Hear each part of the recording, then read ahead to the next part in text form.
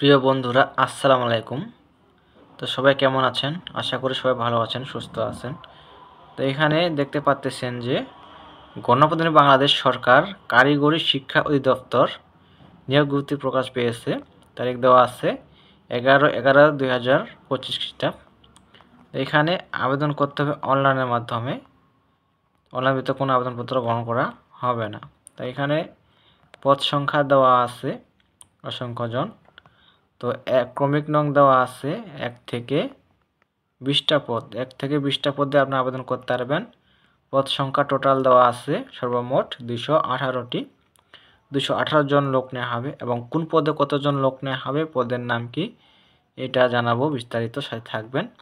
আবেদনের শুরু তারিখ এবং শেষ তারিখ, আবেদন ফি বাবদ কত টাকা দিতে হবে, তো এই ছিল বিষয়, এখানে জানাবো, বিস্তারিত সাথে থাকবেন। তো এখানে কোন লিঙ্কে গিয়ে আবেদন করবেন, এই যে এই লিঙ্কটা দেওয়া আছে, এই লিঙ্কে গিয়ে আপনি আবেদন করবেন, dter.teletalk.com/bd। তো এখানে আমরা আলোচনা করি যে কোন পদে কতজন লোক নেওয়া হবে, পদের নাম কি। তো নিচ থেকে শুরু করা যাক। এখানে 20 নং পদ দেওয়া আছে অফিস সহায়ক। অফিস সহায়ক পদে 96 জন লোক নেওয়া হবে। অসংখ্য জন লোক নেওয়া হবে এই পদে। তো শিক্ষা যোগ্যতার মান থাকতে হবে কোনো স্বীকৃত বোর্ড হইতে মাধ্যমিক স্কুল সার্টিফিকেট বা সমপরীক্ষায় উত্তীর্ণ। যারা মেট্রিক পাস করেছেন তারা আবেদন করতে পারবেন এবং বয়স হতে হবে 18 থেকে 32 বছর। তো অফিস সহায়ক পদে দেওয়া আছে জাতীয় বেতন স্কেল 8,250 থেকে 20,010, 20তম গ্রেড বেতন দেওয়া হবে। তারপর দেওয়া আছে 19 নং পদে। 19 নং পদে দেওয়া আছে স্কিল্ড ম্যান। এখানে 8 জন লোক নেওয়া হবে। দেওয়া আছে শিক্ষা যোগ্যতার মান কোনো স্বীকৃত বোর্ড হইতে গ্লাস ও সিরামিক ট্রেডে মাধ্যমিক স্কুল সার্টিফিকেট, ভোকেশনাল অথবা মাধ্যমিক স্কুল সার্টিফিকেট সমান পরীক্ষা উত্তীর্ণ সহ গ্লাস বা সিরামিক ট্রেডে। এখানে দেওয়া আছে সব কিছু দেখে নেবেন। 6 মাস বা 360 ঘন্টা মেয়াদে সিরামিক ট্রেডে বেসিক স্কিল কোর্সে উত্তীর্ণ হতে হবে। তো 18 নং পদে বলা আছে, এখানে 18 নং পদে বলা আছে ক্যাশ সরকার। ক্যাশ সরকার পদে 2 জন লোক নেওয়া হবে। এখানে শিক্ষাযোগ্যতা দেওয়া আছে মাধ্যমিক স্কুল সার্টিফিকেট, কম্পিউটারে MS অফিসে কাজ করিবার দক্ষতা থাকতে হবে। মেট্রিক পাস থাকলে পদে আবেদন করতে পারবেন ক্যাশ সরকার পদে। তারপর দেওয়া আছে 17 নং পদে সহকারী লাইব্রেরিয়ান কাম ক্যাটালগার। এই পদে 11 জন লোক নেওয়া হবে।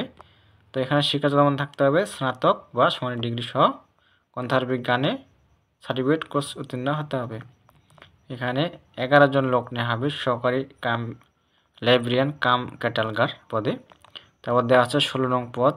16 নং পদে দেওয়া আছে এখানে কাম টাইপিস্ট, কাম টাইপিস্ট 1 জন দেওয়া আছে। শিক্ষাযোগ্যতার মান দেওয়া আছে উচ্চ মাধ্যমিক, ইন্টার পাস থাকলে পদে আবেদন করতে পারবেন। তারপর দেওয়া আছে 15 নং পদে LDA কাম ক্যাশিয়ার। এই পদে 1 জন লোক নেওয়া হবে, উচ্চ মাধ্যমিক পাস থাকতে হবে। তারপর দেওয়া আছে 14 নং পদে হিসাব সহকারী। হিসাব সহকারী পদে 9টি দেওয়া আছে, 9 জন লোক নেওয়া হবে। শিক্ষাগত মান দেওয়া আছে এখানে উচ্চ মাধ্যমিক, ইন্টার পাস থাকতে হবে এবং কম্পিউটারে MS অফিসে কাজ করার দক্ষতা থাকতে হবে। তারপর দেওয়া আছে LDA কাম ডাটা প্রসেসর। এ পদে 3 জন লোক নেওয়া হবে, উচ্চ মাধ্যমিক পাস থাকতে হবে। তারপর দেওয়া আছে 12 নং পদে ডাটা প্রসেসর। এই পদে 29 জন লোক নেওয়া হবে। শিক্ষাগত মান থাকতে হবে, দেওয়া আছে উচ্চ মাধ্যমিক, অবশ্যই কম্পিউটার প্রশিক্ষণপ্রাপ্ত হতে হবে। তারপর দেওয়া আছে 11 নং পদে স্টোর কিপার। স্টোর কিপার দেওয়া আছে 1 জন, শিক্ষা যোগ্যতা ইন্টার পাস, উচ্চ মাধ্যমিক এবং কম্পিউটার জানা আবশ্যক থাকতে হবে। তারপর দেওয়া আছে 10 নং পদে অফিস সহকারী কাম কম্পিউটার মুদ্রাক্ষরিক। অফিস সহকারী কাম কম্পিউটার মুদ্রাক্ষরিক 16তম গ্রেড বেতন দেওয়া হবে 9,300 থেকে 22,490, 27 জন লোক নেওয়া হবে এই পদে। শিক্ষাযোগ্যতার মান দেওয়া আছে উচ্চ মাধ্যমিক সার্টিফিকেট বা সমপরীক্ষা উত্তীর্ণ। তো এখানে অবশ্যই কম্পিউটার জানা আবশ্যক থাকতে হবে এই পদে। তারপর দেওয়া আছে 9 নং পদে কম্পাউন্ডার। কম্পাউন্ডার পদে 4 জন লোক নেওয়া হবে, উচ্চ মাধ্যমিক সার্টিফিকেট পাস থাকতে হবে, ইন্টার পাস। তারপর দেওয়া আছে এখানে 8 নং পদে বলা আছে লাইব্রেরিয়ান। লাইব্রেরিয়ান পদে 4 জন লোক নেওয়া হবে, শিক্ষা যোগ্যতার মান থাকতে হবে, দেওয়া আছে যে স্নাতক বা সমানের ডিগ্রি, অবশ্যই কম্পিউটার MS অফিসে কাজ করার দক্ষতা থাকতে হবে। তারপর দেওয়া আছে 7 নং পদে 60 মুদ্রাক্ষরিক কাম কম্পিউটার অপারেটর, এই পদে 5 জন লোক নেওয়া হবে। শিক্ষা যোগ্যতার মান থাকতে হবে স্নাতক বা ডিগ্রি পাস। তারপর দেওয়া আছে 6 নং পদে কোষাধ্যক্ষ, এই কোষাধ্যক্ষ পদে 5 জন লোক নেওয়া হবে। শিক্ষা যোগ্যতার মান দেওয়া আছে শিক্ষিত বিশ্ববিদ্যালয় হতে বাণিজ্যভুক্ত যে কোনো বিষয়ে অন্যান্য দ্বিতীয় শ্রেণী বা সমানের সিজিপিতে স্নাতক বা সমানের ডিগ্রি, অবশ্যই কম্পিউটার জানা আবশ্যক থাকতে হবে। তারপর 5 নং পদে বলা আছে হিসাব রক্ষক, এই পদে 1 জন লোক নেওয়া হবে। শিক্ষা যোগ্যতার মান থাকতে হবে স্নাতক বা ডিগ্রি। তারপর দেওয়া আছে 4 নং পদে দেওয়া আছে UVA কাম ডাটা প্রসেসর, 1 জন লোক নেওয়া হবে। শিক্ষা যোগ্যতার মান থাকতে হবে স্নাতক বা ডিগ্রি। তারপর দেওয়া আছে উচ্চমান সহকারী, এই পদে 4 জন লোক নেওয়া হবে। শিক্ষা যোগ্যতার মান থাকতে হবে স্নাতক বা ডিগ্রি, অবশ্যই কম্পিউটার জানা আবশ্যক থাকতে হবে। 2 নং পদে বলা আছে হিসাব রক্ষক পদে 4 জন লোক নেওয়া হবে। শিক্ষা যোগ্যতা থাকতে হবে স্নাতক বা ডিগ্রি পাস, অবশ্যই কম্পিউটার MS অফিসে কাজ করার দক্ষতা থাকতে হবে। তো 1 নং পদে বলা আছে ফার্মাসিস্ট, এখানে 2 জন লোক নেওয়া হবে। এই পদে শিক্ষা যোগ্যতার মান থাকতে হবে কোনো শিক্ষিত বোর্ড হইতে মাধ্যমিক স্কুল সার্টিফিকেট বা সমান পরীক্ষায় উত্তীর্ণ সহ ডিপ্লোমা ইন ফার্মেসি কোর্স, মাধ্যমিক স্কুল সার্টিফিকেট থাকতে হবে এবং ডিপ্লোমা পাস থাকতে হবে। তো এখানে 11তম গ্রেড বেতন দেওয়া হবে। এই পদে 12,500 থেকে 30,230 টাকা জাতীয় বেতন স্কেল। তো সব পদের নাম, পদ সংখ্যা, শিক্ষা যোগ্যতা জানালাম। তো এখানে দেখতে পাচ্ছেন যে আবেদনের শুরুর তারিখ এবং শেষ তারিখ এখানে বলা আছে, এটা মূল বিষয়।